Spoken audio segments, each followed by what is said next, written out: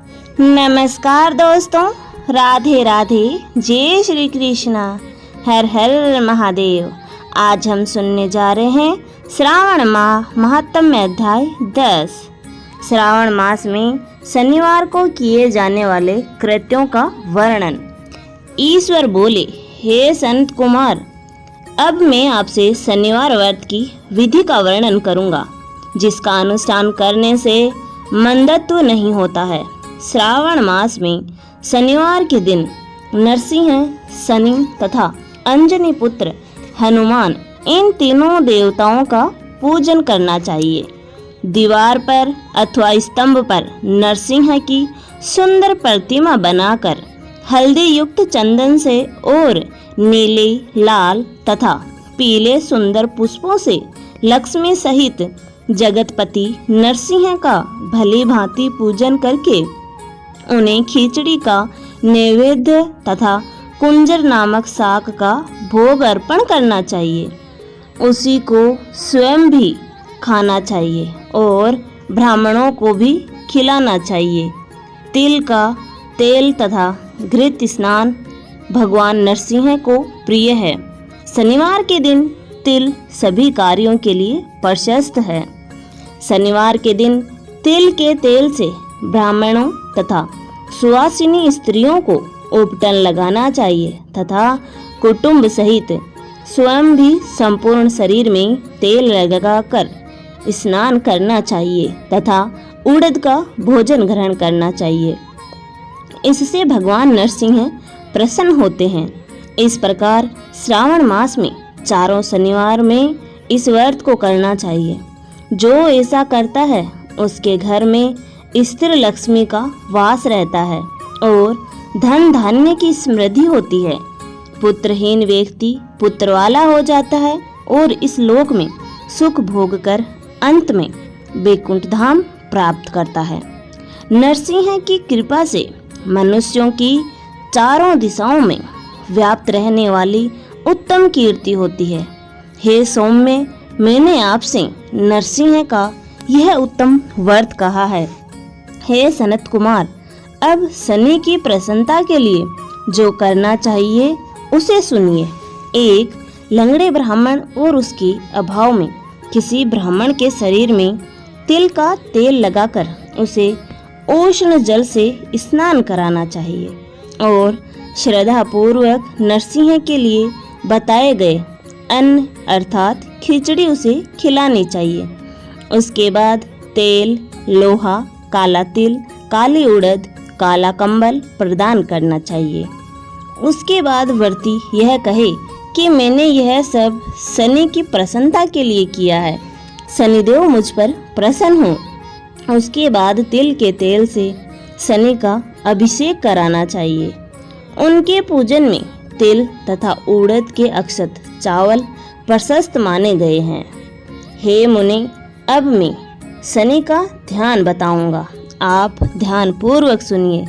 शनिश्चर कृष्ण वर्ण वाले हैं, मंद गति वाले हैं, काश्यप गोत्र वाले हैं, सौराष्ट्र देश में पैदा हुए हैं, सूर्य पुत्र हैं, वर देने वाले हैं, दंड के समान आकार वाले मंडल में स्थित हैं, इंद्र नीलमणि तुल्य कांति वाले हैं, हाथों में धनुष बाण त्रिशूल धारण किए हुए हैं, गिद्ध पर आरूढ़ हैं, यम इनके अधिदेवता हैं, ब्रह्मा इनके प्रत्यधिदेवता हैं। ये कस्तूरी, अगूर का गंध तथा गुगुल का धूप ग्रहण करते हैं।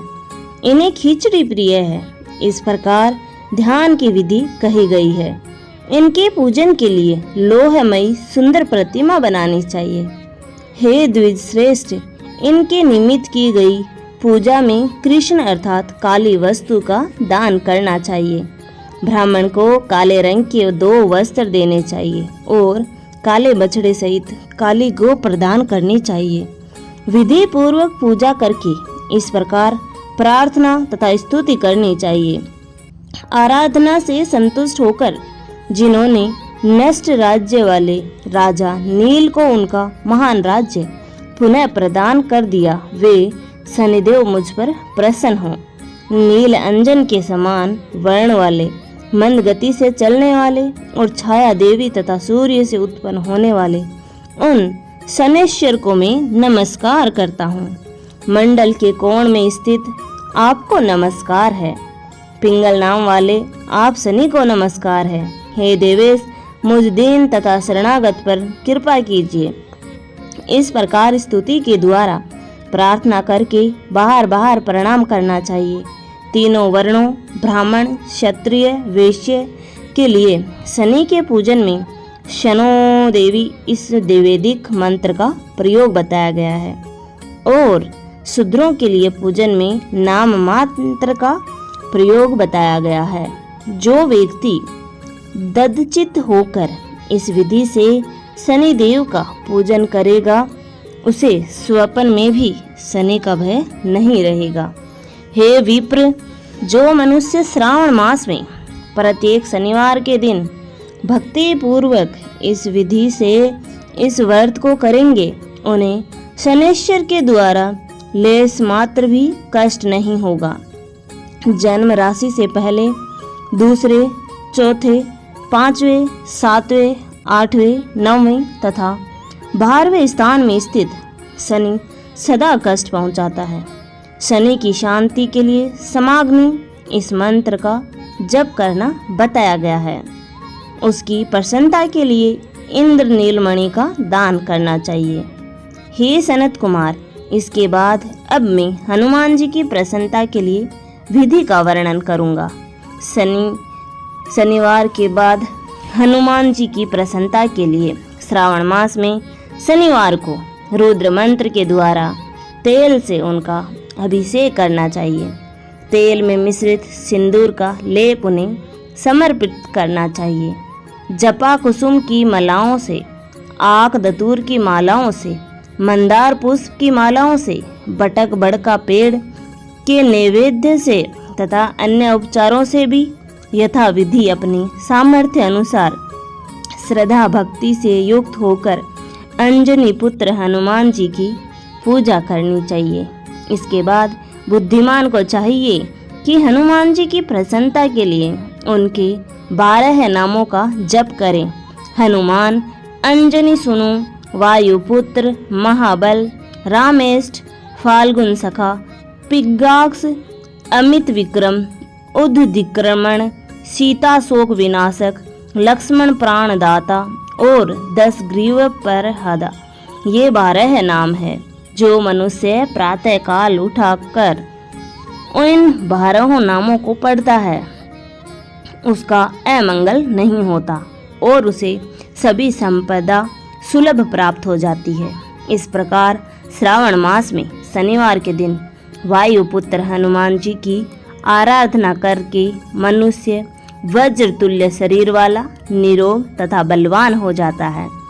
अंजनी पुत्र की कृपा से वह कार्य करने में वेगमान तथा बुद्धि वैभव से युक्त हो जाता है।